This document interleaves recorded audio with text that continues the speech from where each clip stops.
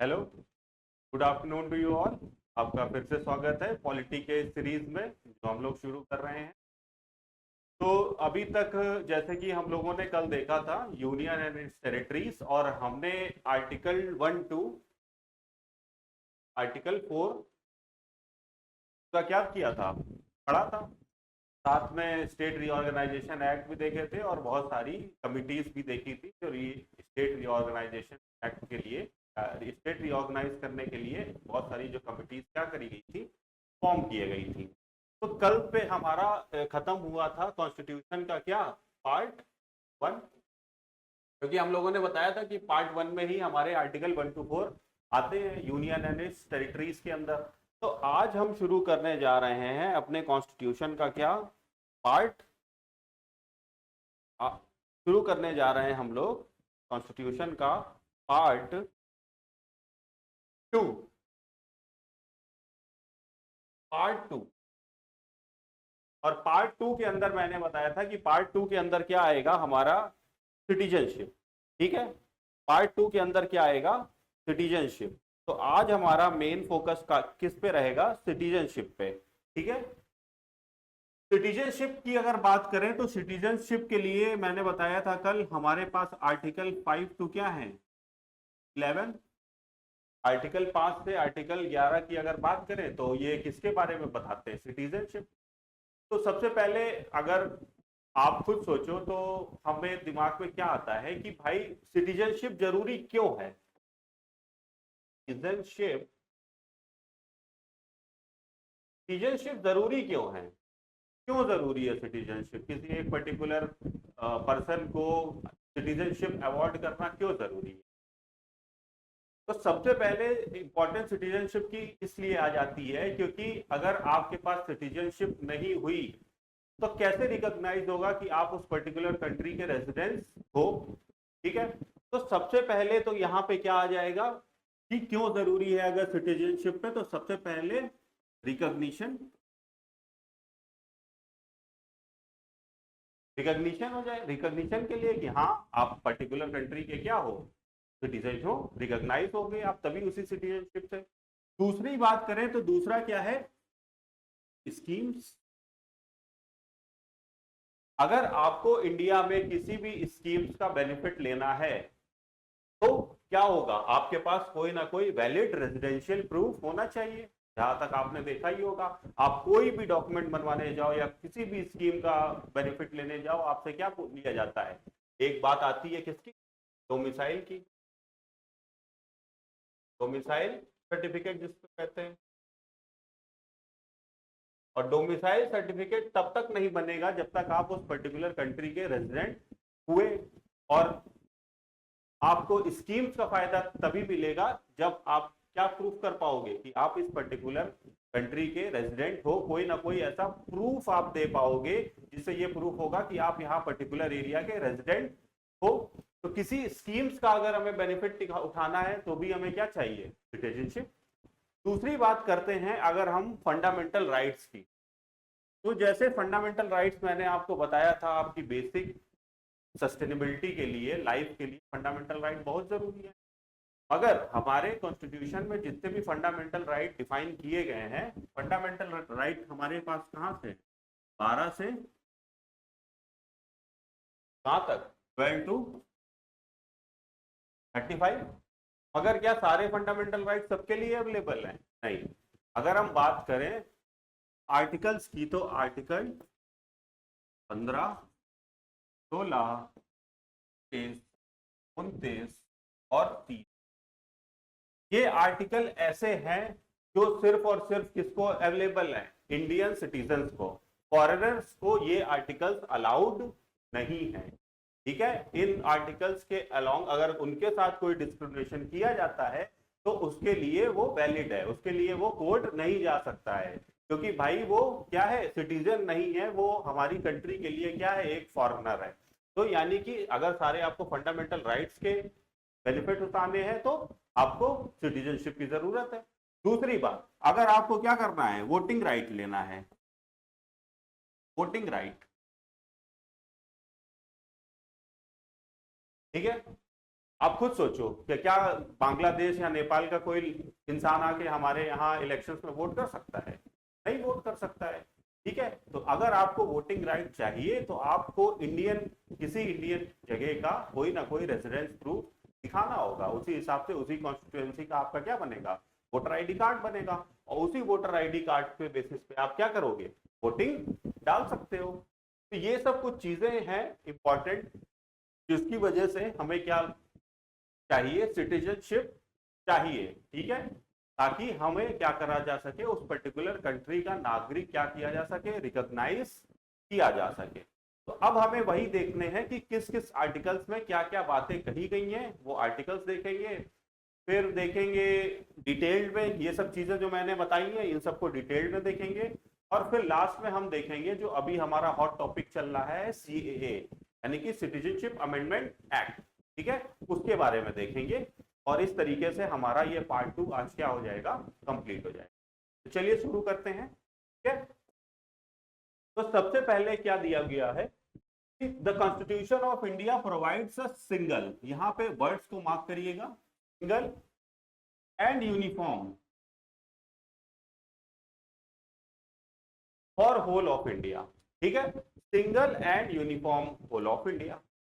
Single का मतलब क्या है? जैसे कि मैं पहले बता चुका हूं, सिंगल सिटीजनशिप का मतलब, अगर सिंगल की बात करें तो हमारे पास क्या है? एक यूनियन है, और वो यूनियन किस में डिवाइडेड है? स्टेट्स में। ठीक है, एक यूनियन है, यूनियन यानी कि ये क्या है? इंडिया है। एग्जाम्पल ले लेते हैं इंडिया, और मान लेते हैं स्टेट का एग्जाम्पल ले लेते हैं, जहां से है उत्तर प्रदेश।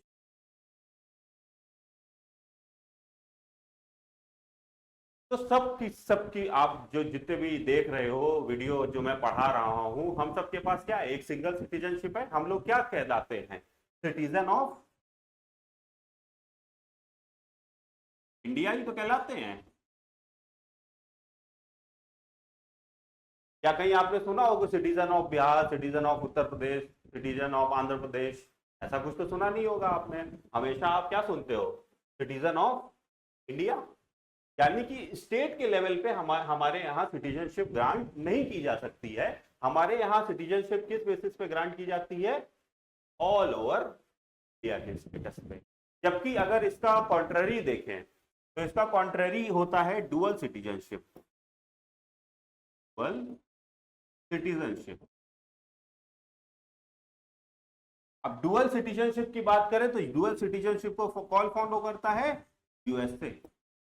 ठीक है, डुअल सिटीजनशिप का कॉन्सेप्ट कहां है? यूएसए से है। वहां आप यूनियन के भी सिटीजन होते हो और अलग अलग स्टेट्स के भी सिटीजन होते हो। अगर आपको याद हो तो जब मैंने सोर्सेस के बारे में बताया था तो हमने सिंगल सिटीजनशिप कहां से लिया है? याद है अगर आपको तो बताइए, सिंगल सिटीजनशिप का कॉन्सेप्ट कहां से लिया गया है हमारे यहाँ कॉन्स्टिट्यूशन में? तो सिंगल सिटीजनशिप का कहां से लिया गया है? यूके से। यूके यानी कि ब्रिटेन से। ठीक है, सिंगल सिटीजनशिप का कॉन्सेप्ट हमने कहां से लिया है? ब्रिटेन से लिया है। ठीक है, अब single and uniform citizen. Uniform citizen का मतलब है कि ऑल ओवर इंडिया के लिए केवल और केवल एक ही सिटीजनशिप क्या होती है? ग्रांट होती है, अनलेस आप कहीं के भी रहने वाले हो। ठीक है, ऑल ओवर इंडिया आप कहीं के भी रहने वाले हो, आपको सिंगल एक सिटीजनशिप ग्रांट करी जाएगी, सिटीजनशिप ऑफ। ठीक है, ये लाइन का यहां पे मतलब था। ठीक है, तो सिंगल सिटीजनशिप का कॉन्सेप्ट हम लोगों ने कहां से लिया है? ब्रिटेन से लिया है।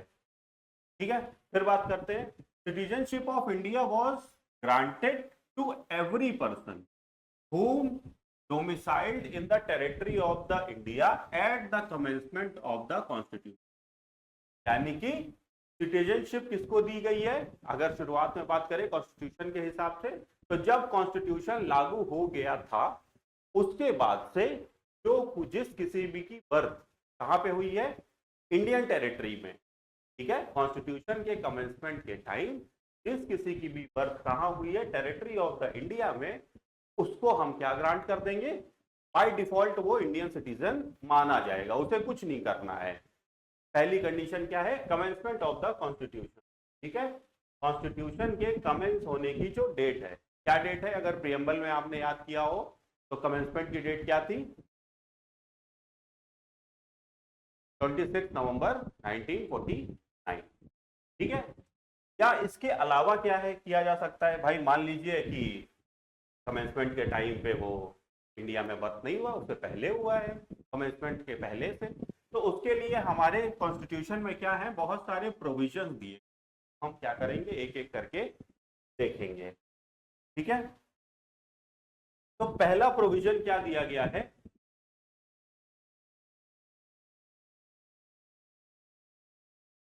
पहला प्रोविजन क्या दिया गया, either of whose parent was born in the territory of India. अगर कमेंसमेंट के बाद का कोई इंसान होता है तो पहली कंडीशन क्या है, either of whose parent was born in the territory of India, या तो उसके दोनों में से कोई एक पेरेंट, ठीक है, जाहिर सी बात है अगर बेबी है तो उसकी एक माँ होगी एक पिता होंगे, तो या तो माँ या तो पिता कहाँ बॉर्न होने चाहिए, कहाँ बॉर्न होने चाहिए, टेरिटरी ऑफ इंडिया में, ठीक है, और इन द टेरिटरी ऑफ इंडिया,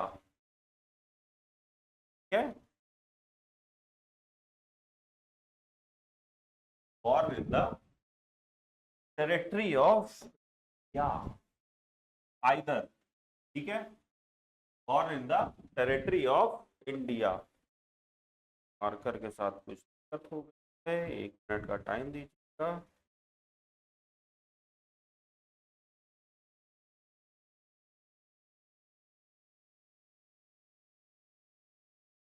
फिर नेक्स्ट देखते हैं, पहली कंडीशन तो क्या हो गई ये कि उसके either of its parent born in the territory of India, ठीक है, born in the territory of India.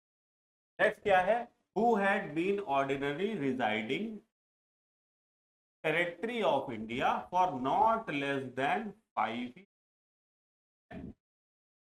यानी कि टेरिटरी ऑफ इंडिया में वो कम से कम कितने सालों से रह रहा हो, 5 सालों से, तो उसको क्या कर दी जाएगी, सिटीजनशिप दे दी जाएगी। बाद में आगे देखेंगे सिटीजनशिप ग्रांट करने के क्या क्या प्रोसीजर है और सिटीजनशिप छीनने के क्या क्या प्रोसीजर है। सिटीजनशिप एक्ट में पूरा बकायदा क्या किया गया है, किया गया है, ठीक है। फिर Indian citizen have the following right under the constitution of India and aliens does not.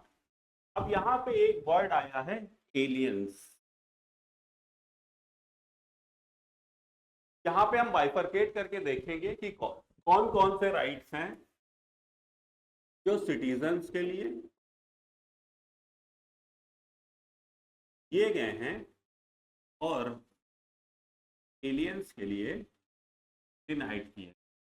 Aliens यानी कि जो सिटीजन नहीं है, ठीक है, यहाँ पे गैप देखेंगे। तो some of the fundamental rights enumerated in part 3 of the constitution that is article 15, 16, 19, 29 and 30, मैंने पहले बताया था। अगर सिटीजन्स को बात करें तो इनके क्या दिए गए हैं, ऑल फंडामेंटल राइट्स, सारे फंडामेंटल राइट्स, यानी कि 12 to 35 सारे फंडामेंटल राइट सिटीजन को क्या है, प्रोवाइडेड है। किसी का भी वायलेशन होता है तो आप सीधे कहां जा सकते हो, सुप्रीम कोर्ट या हाई कोर्ट। सुप्रीम कोर्ट अगर जाना हो तो आर्टिकल 32 के लिए, और हाई कोर्ट जाना हो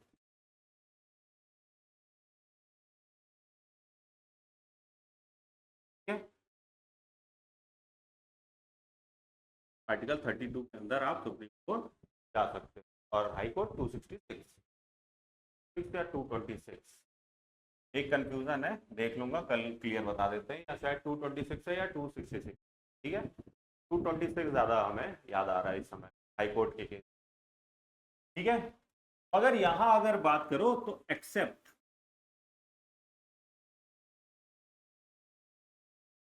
इनको छोड़ा गया है 15, 16, 19, 29,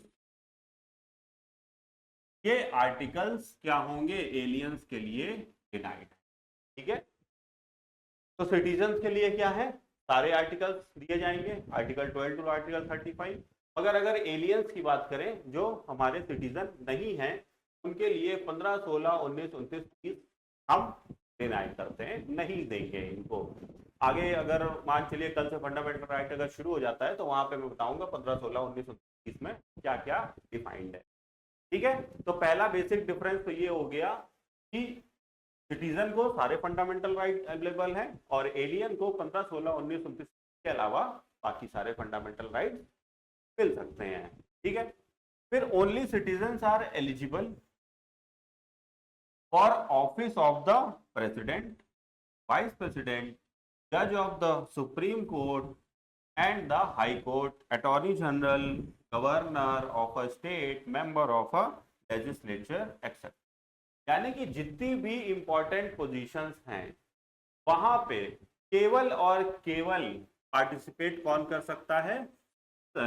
एलियन अलाउड नहीं है। ठीक है, जितनी भी इंपॉर्टेंट पोजीशंस है जैसे कि प्रेसिडेंट, वाइस प्रेसिडेंट, जज of the supreme court and high court, attorney general, governor of state, member of legislature etcetera, जितनी भी इंपॉर्टेंट पोजीशंस हैं वहां पे किसको है राइट?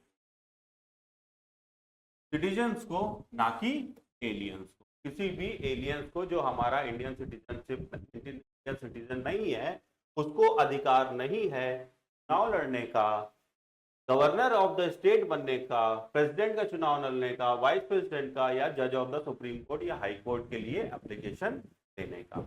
ठीक है, अब यहाँ पे एक क्वेश्चन आता है जो अक्सर लोग कंफ्यूजन में चाहे तो गलत कर सकते हैं या कैसे भी। दो केसेस हैं प्रेसिडेंट के केस में एग्जैक्टली। अगर प्रेसिडेंट की आप बात, ये क्वेश्चन आ चुका है तो ध्यान दीजिएगा। ठीक है, प्रेसिडेंट की केस में अगर हम बात करते हैं तो एक तो है जो सिटीजनशिप होती है बाय बर्थ,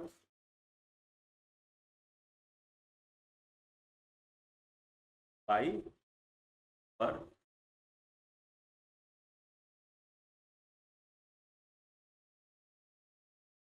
ठीक है, यानी कि आपका उस कंट्री में पर्टिकुलरली जन्म हुआ तो आप उस कंट्री के क्या हो? नागरिक हो। ठीक है, कमेंसमेंट से पहले या अब मान लीजिए आज अगर किसी का जन्म होता है भारत में तो वो नेचुरली क्या हो जाता है? इंडियन सिटीजन माना जाता है, उसमें कोई दो राय नहीं है। तो एक तो सिटीजनशिप बाय बर्थ मिलती है, ठीक है, और एक सिटीजनशिप क्या करी जाती है? एक्वायर की जाती है। एक्वायर करने के प्रोसेसेस हैं वो आगे हम डिस्कस करते हैं, अभी नेचुरलाइजेशन है, रजिस्ट्रेशन है। ठीक है, ये सब अलग अलग प्रोसेस के थ्रू हम क्या कर सकते हैं? इंडियन सिटीजनशिप एक्वायर कर सकते हैं। तो अगर दो कंट्रीज के बीच में हम क्या देखें, यहां कंपैरिजन करें इंडिया का और यूएसए, इंडिया का और यूएसए का, तो जो सिटीजनशिप बाय बर्थ है इस केस में अगर कोई इंसान प्रेसिडेंशियल इलेक्शन लड़ना चाहता है तो इंडिया में तो वो अलाउड है। ठीक है, अगर बाय बर्थ आप वहां के सिटीजनशिप हो तो आप इंडिया में लड़ सकते हो, यूएसए में भी लड़ सकते हो आप प्रेसिडेंशियल। यानी कि जो जो करंटली अगर प्रेसिडेंट देखें जो बाइडेन, और हमारे यहाँ श्रीमती द्रौपदी मुर्मू जी, तो वो भी बाय बर्थ इंडियन सिटीजनशिप हैं और जो बाइडेन भी यूएस सिटीजन बाय बर्थ। मगर यहाँ पे एक कैच क्या है कि अगर सिटीजनशिप एक्वायर करता है कोई, वो इनिशियली उस कंट्री का सिटीजन नहीं था, ठीक है, मगर बाद में थ्रू वेरियस प्रोसेसेस उसने सिटीजनशिप क्या करी? एक्वायर करी। कैसे? लीगली, इलीगल सिटीजन भी नहीं है, सिटीजनशिप एक्वायर करी है उसने, लीगली सिटीजनशिप रिक्वायर करी है। और तब वो इंडिया में अगर प्रेसिडेंट का इलेक्शन लड़ना चाहे तो लड़ सकता है। ठीक है, प्रेसिडेंट का इलेक्शन अगर लड़ना चाहे एक्वायर करके, सिटीजन ओरिजिनल सिटीजन नहीं था वो बाय बर्थ, उसने क्या करा? एक्वायर करी है इंडियन सिटीजन। तो इंडिया के केस में वो प्रेसिडेंट इलेक्शन लड़ सकता है मगर यूएस के केस में नहीं लड़ सकता है।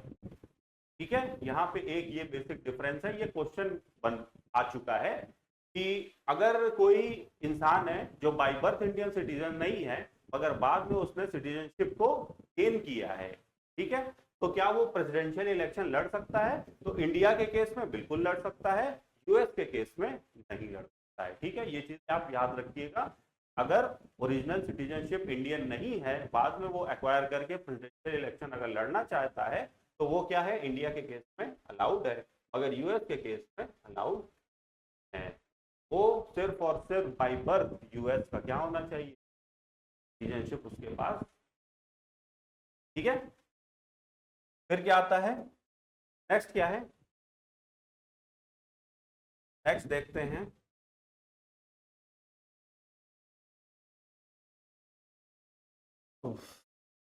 Only citizen have the right to vote. देख लिया था हम लोगों ने सबसे पहले जब हमने डिस्कशन अपना शुरू किया था कि अगर आप इंडियन सिटीजन हो तभी आपके पास राइट टू वोट क्या होगा, होगा, क्योंकि जब आप इंडियन सिटीजनशिप होगे तो किसी ना किसी कॉन्स्टिट्यूएंसी की आपके पास रेजिडेंटशिप होगी। ठीक है, उस कॉन्स्टिट्यूएंसी की आप क्या होगे, रेजिडेंट होगे। और जब जिस कॉन्स्टिट्यूएंसी की आप रेजिडेंस होगे वहां से जो भी मेंबर एमपी खड़ा होगा तो आप क्या कर दोगे, वोट करोगे, तो वो चुन के फिर एमपी बन जाएगा। पहले कैंडिडेट रहेगा, कैंडिडेट अगर जीत गया तो वो कैसे क्या हो जाएगा, एमपी हो। यानी कि राइट टू वोट भी किसको किस सिर्फ और सिर्फ अवेलेबल है ओनली सिटीजन। ठीक है, फिर क्या है, एनिमी अलायंसेस। तो देखो एलियंस दो तरीके के होते हैं भाई, दो तरीके के हो सकते हैं। कोई या तो होगा क्या, या तो फ्रेंडली,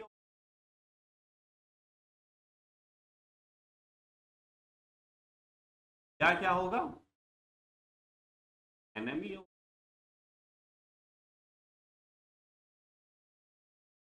फ्रेंडली जो हमारा दुश्मन दोस्त है, ठीक है, और एनिमी जिसके साथ हमारी कंट्री के रिलेशन अच्छे। अगर अभी रिसेंट सिनेरियो की बात करें तो पाकिस्तान को रख सकते हैं, ना देखे तो जापान को देख सकते हैं, जापान हमारा फ्रेंडली कंट्री, इसराइल देख सकते हैं। ठीक है, यानी कि फ्रेंडली कौन से हो गए, जिनके साथ हमारे कंट्री के अच्छे संबंध है, और एनिमी क्या हो गए, जिनके हमारे कंट्री के साथ उतने संबंध नहीं है। तो क्या दिया गया यहाँ पे, are not entitled to benefit the procedural provisions clause 1 and 2 of the article 20। ठीक है, अब आर्टिकल 22 फंडामेंटल राइट का एक आर्टिकल है, इंपॉर्टेंट आर्टिकल है। ठीक है, कल देखेंगे हम उसके बारे में। तो आर्टिकल 22 के अंदर जो राइट्स हैं वो उसको हम क्या करेंगे, नहीं देंगे अरेस्ट और डिटेंशन के केस। तो देखिए है क्या अरेस्ट और डिटेंशन के केस में आर्टिकल 22 में, अभी बता देता हूँ। आर्टिकल 22 सिंपल सा ये कहता है कि अगर आपको कोई अरेस्ट करता है, ठीक है, अरेस्ट करता है तो अरेस्ट करने के विद इन 24 आवर्स, 24 आवर्स आपको किसके सामने पेश किया जाना चाहिए, मैजिस्ट्रेट। ठीक है, विद इन 24 आवर्स आपको मजिस्ट्रेट के सामने पेश करना चाहिए। आपको 24 घंटे से ज्यादा पुलिस आपको अरेस्ट करके अपने पास नहीं रख सकती है। ठीक है, सेकंड क्या है, फर्स्ट है 24 आवर्स, सेकंड क्या है, आपको बताया जाएगा कि आपको अरेस्ट किस लिए किया गया है, यानी कि कॉज ऑफ अरेस्ट आपको बताया जाएगा। ठीक है, कॉज ऑफ अरेस्ट आपको बताया जाएगा, आपका अधिकार है। पहला अधिकार क्या है कि 24 घंटे के अंदर मजिस्ट्रेट के सामने पेश करना है। दूसरा क्या है, कॉज ऑफ अरेस्ट आपको बताया जाएगा कि आपको क्यों अरेस्ट कराया जा रहा है। और तीसरा क्या है, आपको लीगल एड प्रोवाइड की। लीगल एड का मतलब आपको एडवोकेट आपको डिफेंड करने के लिए। तो अगर ये तीनों चीजें हैं आर्टिकल 21 के अंदर, तो ये किसको नहीं है? Enemy alliance. एनिमी अलाई अगर हमारा है तो हम ये सब कुछ नहीं उसको प्रोवाइड कराएंगे, सीधे कह देंगे भैया आप हमारे दुश्मन मुल्क के हो और शांति से जहां से पकड़ के आपको बैठाला है वहीं बैठे रहो। ठीक है, यहां ये हो जाता है। फिर सिटीजनशिप अमेंडमेंट एक्ट। अब सिटीजनशिप को रेगुलेट करने के लिए हमने 1955 में हमारी पार्लियामेंट क्या लाई? Citizenship amendment act. ठीक है, देखते हैं इस एक्ट में क्या क्या है। तो ये एक्ट बेसिकली इसलिए लाया गया था ताकि सिटीजनशिप अलॉट करते समय किसी तरीके की डिस्क्रिपेंसी ना रहे। तो इस एक्ट में बाकायदा डेट्स मेंशन है और सब कुछ मेंशन है कि किस समय पे आपको सिटीजनशिप दी जाएगी, किस कंडीशन में आपको सिटीजनशिप डिनाई की जाए। ठीक है, तो देखते हैं एक एक करके ये एक्ट, सिटीजनशिप अमेंडमेंट एक्ट 1955 क्या कहता है। तो यहाँ पे कुछ चीजें हैं जो आपको क्या करनी है, याद करनी है, पर्टिकुलरली डेट्स। ठीक है, कि किस डेट से क्या रिलेवेंसी है, किस डेट की क्या रिलेवेंसी है। तो सबसे पहला क्या है? Every person born in India. Born in, हर एक आदमी जो इंडिया में क्या हुआ है, जिसका जन्म हुआ है ऑन और आफ्टर, और ऑन और आफ्टर जनवरी 19। ठीक है, कब से? जनवरी 1950 शैल be a citizen of India. क्या होगा वो? एक सिटीजन ऑफ इंडिया वो क्या होगा? माना जाएगा if either of his parents were a citizen of at that time of. तो अगर कोई बच्चा है जो जनवरी 1950 के बाद उसका बर्थ हुआ है तो वो बाय डिफॉल्ट वो इंडियन सिटीजन माना जाएगा, अगर उसका दोनों में से कोई, या तो माँ या तो पिता, कोई भी अगर इंडियन सिटीजनशिप क्या होता है, होता है। ठीक है, सेकंड क्या है? A person who was outside India on और आफ्टर जनवरी 26 1950। हाँ, ये डेट याद रख लेना, 26 है, क्योंकि 26 को क्या मनाते हैं? Public day. और वैसे तो अगर देखो आप कमेंसमेंट डेट,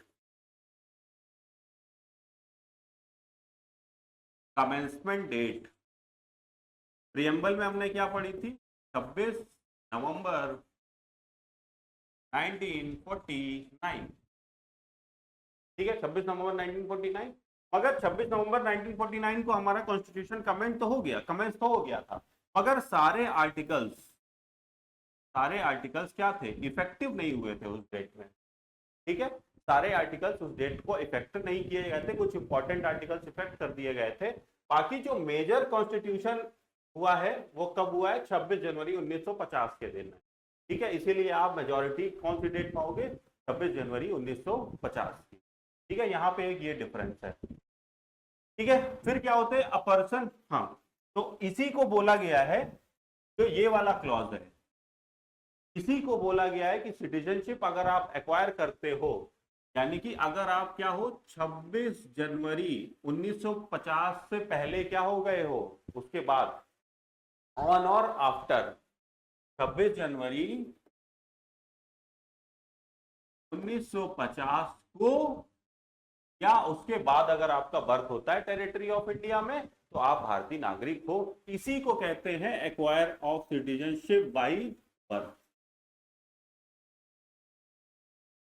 ठीक है, सिटीजनशिप अक्वायर करने का जो टाइप्स है, अलग अलग टाइप्स हैं, उसी में पहला क्या आ जाता है? By birth. तो बाई बर्थ सिंपल सा है, आपको डेट क्या याद रखनी है? 26 जनवरी 1950 से पहले या उसके बाद अगर आपका बर्थ होता है with in the territory of India, और आपके दोनों में से माता पिता क्या इंडियन ओरिजिन का है, तो आप भारतीय नागरिक हो। नेक्स्ट क्या करता है? ये होता है बाई डिसेंट। फर्स्ट है बाई बर्थ, सेकेंड है बाई डिसेंट। बाई डिसेंट का क्या मतलब होता है? A person who was outside India और after January 26 shall be a citizen of India by descent ठीक है, पहला बाई बर्थ, क्यों? क्योंकि टेरिटरी ऑफ इंडिया में उसका क्या हुआ है, बर्थ हुआ है।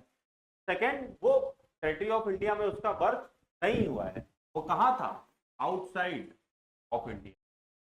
शैल be a citizen of India by descent. Descent का मतलब क्या होता है, वंश। ठीक है, वंश चलता नहीं है, दादा परदादा, फिर पिताजी, फिर हम, फिर हमारे बच्चे। ठीक है, तो bye decent, if his father, कौन, उसके father was a citizen of India at the time of the person birth.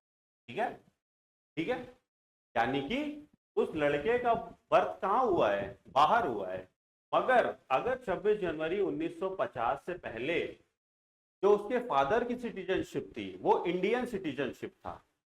ठीक है, फादर की सिटीजनशिप कैसी थी, इंडियन सिटीजनशिप है, तो वो बेबी अपने आप से इंडियन सिटीजन हो जाएगा बाय द प्रोसेस ऑफ। ठीक है, तो पहला प्रोसेस क्या था सिटीजनशिप एक्वायर करने का, बाय बर्थ। सेकंड क्या है, बाय बर्थ के केस में क्या था, अगर 26 जनवरी 1950 के पे या उसके बाद इंडियन टेरिटरी में उसका बर्थ हो रहा है और उसके दोनों में से कोई एक पेरेंट क्या है, इंडियन सिटीजन है, सिटीजनशिप है उनके पास, तो वो इंडियन सिटीजन माना जाएगा। सेकंड में क्या कह रहा है कि पर्सन का बर्थ तो आउटसाइड हो रहा है, अगर 26 जनवरी 1950 को या उससे पहले उसके फादर के पास क्या होनी चाहिए, इंडियन सिटीजनशिप, उसके बच्चे के बर्थ से पहले फादर के पास, अगर फादर इंडियन सिटीजनशिप है के पास है तो हम बच्चे को भी क्या मानेंगे, सिटीजन ऑफ इंडिया। तो दो देख लिए, तो पहली मिलेगी बाई बर्थ, दूसरी मिलेगी बाई डिसेंट। तीसरी कंडीशन हम क्या देखते हैं, तीसरी कंडीशन है a person can apply, तीसरी है बाई रजिस्ट्रेशन।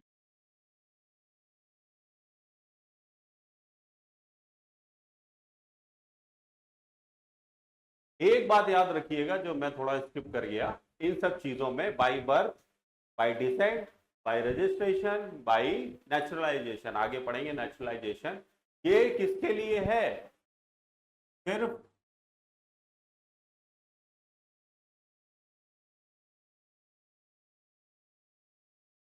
यहां पे जैसे मेंशन नहीं है, ये चीज इलीगल माइग्रेंट,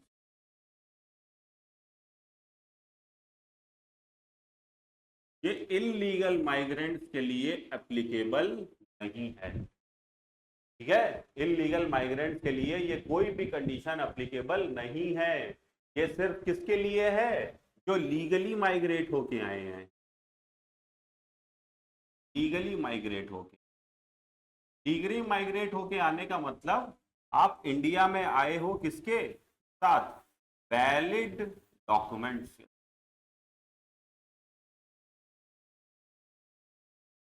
ये नहीं कि रात के अंधेरे में झाड़ फांद के आ गए। ठीक है, तार वार काटा बांग्लादेश बॉर्डर पे या जम्मू कश्मीर बॉर्डर पे या इधर अगर बात करें राजस्थान बॉर्डर से, रात के अंधेरे में गड्ढा वड्ढा खोद के बॉर्डर पार करके भारत में घुस आए, उसको क्या कहेंगे, इलीगल माइग्रेंट, यानी कि जिसके पास कोई भी वैलिड डॉक्यूमेंट नहीं है, तो वो क्या बोलेंगे, हम उनको इलीगल माइग्रेंट्स। तो इलीगल माइग्रेंट्स के केस में हम किसी भी तरीके का सिटीजनशिप अलाउ नहीं करते हैं। हम सिटीजनशिप अलाउ किसको करेंगे, सिर्फ और सिर्फ लीगल माइग्रेंट्स को। ठीक है, यहाँ पे ये एक कैच है। अगर अभी आप देखोगे जब सिटीजनशिप अमेंडमेंट एक्ट में बताऊंगा तो वहां पे इलीगल माइग्रेंट्स के लिए भी बोला गया है, तो वहां पे अमेंड किया गया था, तो वो कोई दिक्कत नहीं है। मगर नॉर्मल केसेस की अगर हम बात करें तो हम इलीगल माइग्रेंट्स के लिए हमारे पास कोई प्रोविजन नहीं है सीए के अलावा, नॉर्मल कॉन्स्टिट्यूशन में सारे ये किसके लिए हैं, लीगल माइग्रेंट्स के लिए। ठीक है, तो देखते हैं by naturalisation, by registration. Third क्या है, बाई रजिस्ट्रेशन।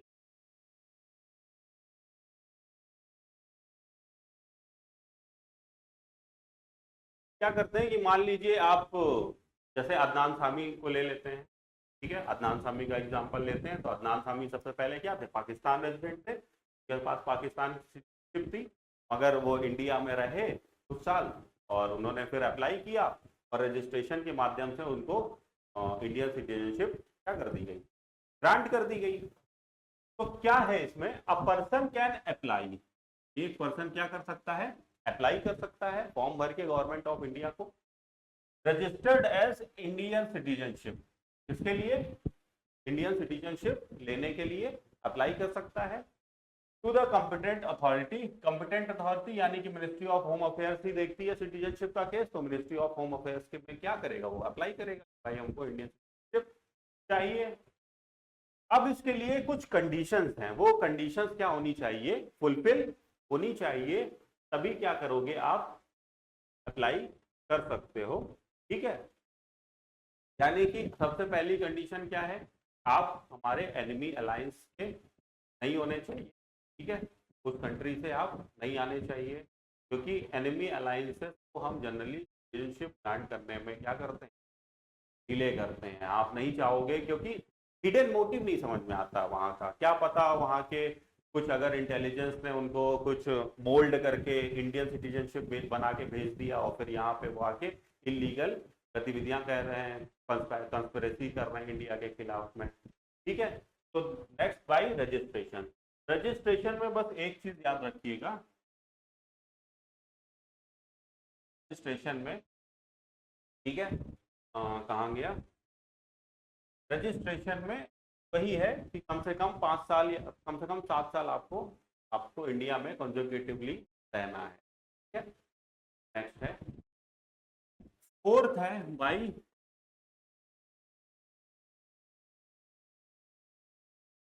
नेचुरलाइज,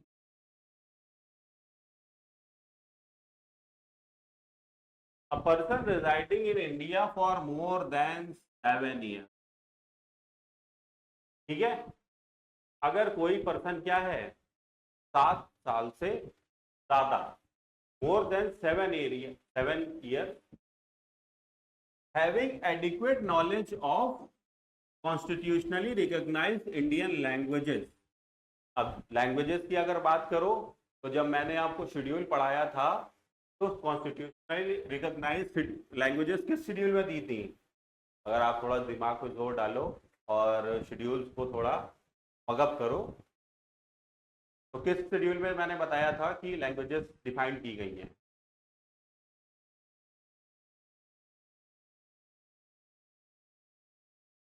अगर आपको याद आ रहा हो तो लैंग्वेजेस के लिए मैंने क्या बताया था, 8 शेड्यूल, और 8 शेड्यूल में टोटल नंबर ऑफ लैंग्वेजेस कितनी बताई थी मैंने, 22।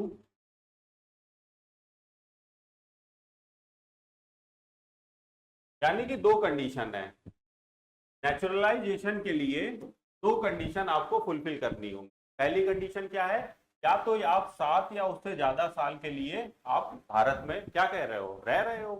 ठीक है, और दूसरी, इन 22 में से किसी ना किसी लैंग्वेज आपको क्या होनी चाहिए, आनी चाहिए। इन 22 भाषाओं में कोई ना कोई भाषा आपको क्या होनी चाहिए, आनी चाहिए, और आप, ठीक है, यूनिटी और इंटीग्रिटी इंडिया के लिए खतरा ना हो, तो आपको गवर्नमेंट बाय नेचुरलाइजेशन क्या दे देगी, सिटीजनशिप प्रोवाइड कर देगी। ठीक है, तो यानी कि हमने सिटीजनशिप के लिए कितने देखे, पहला देखा बाय बर्थ, दूसरा देखा बाय डिसेंट, तीसरा देखा बाय रजिस्ट्रेशन,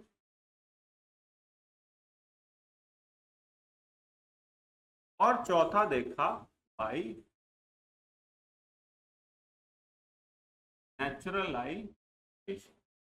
आप इनके अंदर की डिटेल में मत ज्यादा कंफ्यूज होना, क्योंकि आपके में इतना डिटेल क्वेश्चन देगा नहीं कि डेट पूछ ले, आपसे बस ये कर सकता है कि क्वेश्चन लिख दिया, by which of the following method one can take Indian citizenship.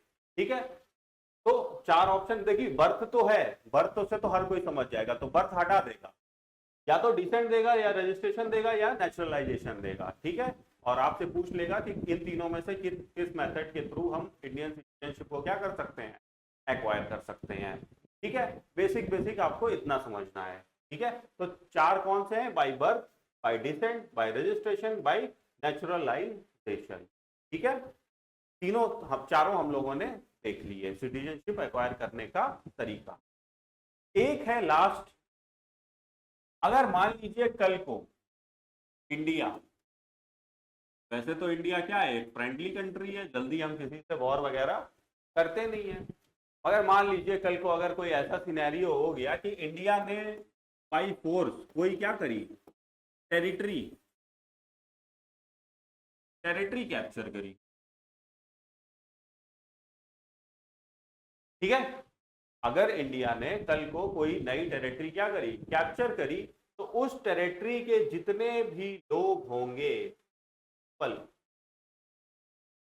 जितने भी लोग होंगे वो बाय डिफॉल्ट क्या हो जाएंगे, इंडियन सिटीजन। ठीक है, यानी कि अगर इंडिया कल को कोई टेरिटरी क्या करता है, कैप्चर करता है, तो उस टेरिटरी में जितने भी लोग होंगे वो ऑटोमेटिकली क्या हो जाएंगे, इंडियन सिटीजन। एक सिटीजनशिप ऐसे भी क्या करी जा सकती है, एक्वायर करी जाती है, यानी कि बाई कैप्चरिंग एनी टेरिटरी। अगर आप इसका एग्जांपल देखें तो इसका एग्जांपल हमें मिलता है, जैसे कि जब मैं वो बता रहा था, कल ही की बात हो रही है कि जब पोर्टुगीज और डच और फ्रेंच ये सब अपनी अपनी छोड़ के जा रहे थे कॉलोनीज जो इंडिया में थी, तो इंडियन गवर्नमेंट ने कैप्चर किया उनको। ठीक है, और कैप्चर जैसे ही किया तो वहां के जो रेजिडेंट्स थे उनको ऑटोमेटिकली इंडियन सिटीजनशिप क्या कर दी गई, ग्रांट कर दी गई, यानी कि वो भी अब इंडियन सिटीजनशिप दे दी गई उनको भी। ठीक है, तो ये तो पहला बाई बर्थ देखा था, बर्थ, फिर डिसेंट, फिर नेचुरलाइजेशन, फिर रजिस्ट्रेशन, और लास्ट क्या था, बाई कैप्चरिंग टेरिटरी। ठीक है, इंडिया अगर किसी टेरिटरी, किसी फॉरेन टेरिटरी को कैप्चर करता है तो वहां का वो, जहां वहां के जितने भी लोग होंगे वो बाय डिफॉल्ट इंडियन सिटीजन क्या हो जाएंगे, डिक्लेयर हो जाएंगे। ठीक है, वही दिया है।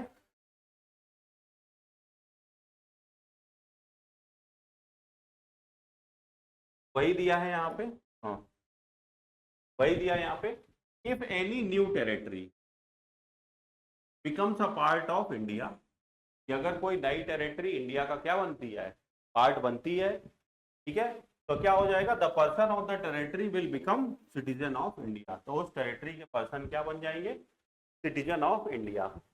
ठीक है, अब देखते हैं कि क्या क्या है। ये तो हमने देखा कि सिटीजनशिप कैसे मिलेगी आपको, how to gain gain citizenship. अब भैया सिटीजनशिप मिली है तो सिटीजनशिप लॉस भी तो होगी, इन्हीं भी तो जा सकती है सिटीजनशिप, जरूरी थोड़ा ना सबको सिटीजनशिप बांटे ही हम, भाई बहुत लोग हैं सिटीजन, इंडियन सिटीजन छोड़ देते हैं। तो अगर इंडियन सिटीजनशिप छोड़ने की बात आई तो मेजॉरिटी तीन है यहाँ पे। ठीक है, अगर छोड़ने की बात आई तो तीन तरीके हैं जिनसे क्या हो सकती है, किसी इंडिविजुअल की सिटीजनशिप क्या हो सकती है, छीनी जा सकती है, डिप्राइव किया जा सकता है उसे। तो सबसे पहले तो क्या है, रिनंसिएशन। ये याद रखिएगा, क्योंकि आपको जब क्वेश्चन में आएगा तो सिटीजनशिप जिनसे मिलती है, सिटीजनशिप जिनसे छूटती है, उनको मिक्स करके दे देगा और पूछ लेगा कि किस अमेंडमेंट, किस पर्टिकुलर के अंदर हमें सिटीजनशिप मिल सकती है, उसी में मिक्स करके दे क्या देगा, जिससे सिटीजनशिप छिन सकती है। तो रिनंसिएशन, वर्ड्स पे मत जाइएगा, वर्ड्स भारी भरकम है, सिंपल मीनिंग है। रिनंसिएशन का मतलब है भाई खुद हम अपनी इंडियन सिटीजनशिप क्या करते हैं, त्यागते हैं। ठीक है, खुद अपनी मर्जी से, अपनी मर्जी से अगर हम इंडियन सिटीजनशिप को क्या कर देते हैं, छोड़ देते हैं, त्याग देते हैं। ठीक है, तो हम क्या हो जाएंगे, सिटीजनशिप नहीं रह जाएंगे। ठीक है, यानी कि by giving Indian citizenship by self. मान लो आप यूएस में जा रहे हो, आपको यूएस में मजा आने लगा है, आप इंडियन सिटीजनशिप छोड़ दो, तो वो छोड़ना क्या कहलाएगा? रिनंसिएशन। ठीक है, तो पहला कॉन्सेप्ट हमारा क्या हो गया जिसके थ्रू सिटीजनशिप लॉस की जा सकती है, वो क्या हो गया? रिनंसिएशन। दूसरा क्या होगा? टर्मिनेशन। कॉन्सेप्ट क्या है? टर्मिनेशन। देखिए, टर्मिनेशन का सिंपल सा कॉन्सेप्ट ये है, टर्मिनेशन का मतलब ये है कि अगर आप किसी दूसरी कंट्री की, एनी अदर कंट्री, किसी दूसरे कंट्री की आप अगर सिटीजनशिप एक्सेप्ट करते हो, बस आपने एक्सेप्ट करी है किसी दूसरे कंट्री की सिटीजनशिप, ठीक है, तो क्या होता है? बाय डिफॉल्ट, बाय डिफॉल्ट आपकी इंडियन सिटीजनशिप, आपकी इंडियन सिटीजनशिप क्या हो जाएगी? खत्म हो जाएगी। ठीक है, कुछ करना ही नहीं है। अगर आपने किसी दूसरे कंट्री की सिटीजनशिप क्या करी? एक्सेप्ट करी, तो आपकी इंडियन सिटीजनशिप वहीं पे क्या हो जाएगी? बाय डिफॉल्ट खत्म, कैंसिल। आप भारतीय नागरिक हो ही नहीं, जैसे ही आपने किसी दूसरे स्टेट की क्या सिटीजनशिप एक्सेप्ट करी। ये बात कहां कही गई है? ये बात कही गई है आर्टिकल 9 में। ठीक है, आर्टिकल 9 में ये बात कही गई है कि आपने अगर किसी दूसरे कंट्री की सिटीजनशिप एक्सेप्ट करी तो आपकी इंडियन सिटीजनशिप वहीं पे खत्म। ठीक है, तो रेनंसिएशन में हमने क्या दिया था कि आप खुद अपनी मर्जी से आप इंडियन सिटीजनशिप आप अपनी दे दे रहे हो। टर्मिनेशन में हम क्या बात कर रहे हैं? टर्मिनेशन यानी कि किसी एक कंट्री की अगर आपने सिटीजनशिप वापस करी तो आपकी इंडियन सिटीजनशिप वहीं पे खत्म। लास्ट है जो हमारा है डेप्रीविएशन।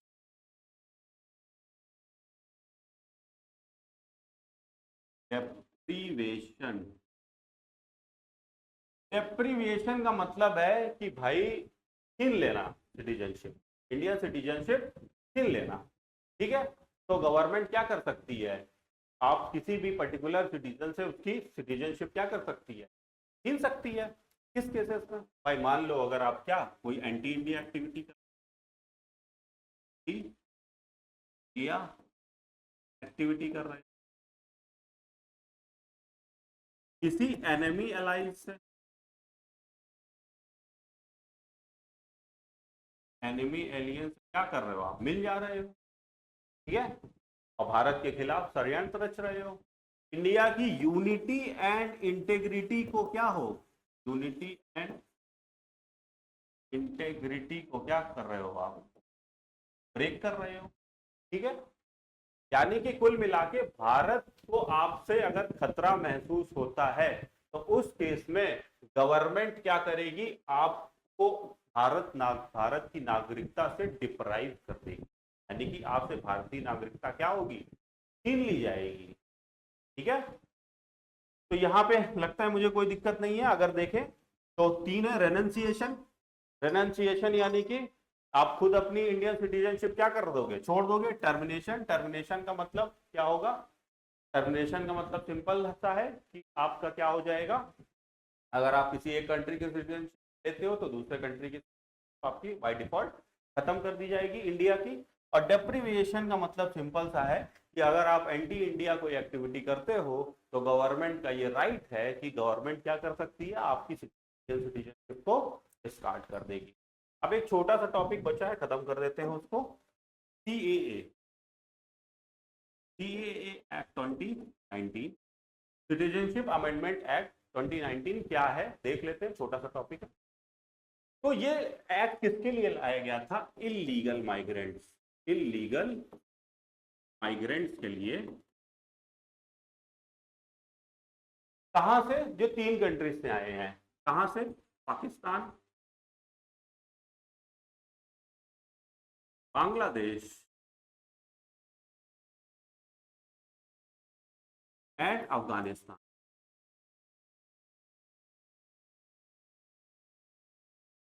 इस पे बहुत कंट्रोवर्सी हुई थी कि सीए आ गया, सीए आ गया, क्या होगा? तो ये किसके लिए है? इलीगल माइग्रेंट्स के लिए। अभी हमने जो यहाँ पे देखा था, हमने यही देखा था कि इलीगल माइग्रेंट्स के लिए कोई प्रोविजन नहीं है, उन्हें किसी तरीके से हम सिटीजनशिप देंगे ही नहीं। मगर यहाँ पे सिटीजनशिप अमेंडमेंट एक्ट में हमने अमेंडमेंट किया और हमने किसको जोड़ा? इलीगल माइग्रेंट्स को भी जोड़ा, जो कहाँ है, कहाँ से आए हैं भारत में? भारत में आए हैं, वो भारत में रह रहे हैं, ठीक है। कहाँ से आए? पाकिस्तान से, बांग्लादेश से और अफगानिस्तान, 3 कंट्रीज के बारे में बस यहाँ बात किया गया है। मगर ऐसा नहीं है कि सारे लोगों को हम ले रहे हैं। मेजर इशू क्या हुआ था कि हमने इसमें मुस्लिम्स को काउंट नहीं किया है। हमने किसको काउंट किया है? हिंदू, सिख, क्रिश्चियन, ठीक है। किसको किया है? हिंदू, सिख, क्रिश्चियन और जैन और बुद्धिस्ट। ये 5 कम्युनिटी इन 3 जगह से, पाकिस्तान, बांग्लादेश और अफगानिस्तान, ठीक है। पाकिस्तान, बांग्लादेश और अफगानिस्तान 3 कंट्रीज से, जो कि कौन है? हिंदू, सिख, क्रिश्चियन, जैन और बुद्धिस्ट। ये 5 कम्युनिटी के लोग जो यहां से आए हैं, किस डेट से पहले आए हैं? 31 अक्टूबर 2014 से पहले। ये डेट याद रखिएगा, 31 अक्टूबर 2014 से पहले पाकिस्तान, बांग्लादेश और अफगानिस्तान से जो ये 5 कम्युनिटी के लोग आए हैं, हिंदू, सिख, क्रिश्चियन, जैन और बुद्धिस्ट, इनको हम सिटीजनशिप दे रहे हैं।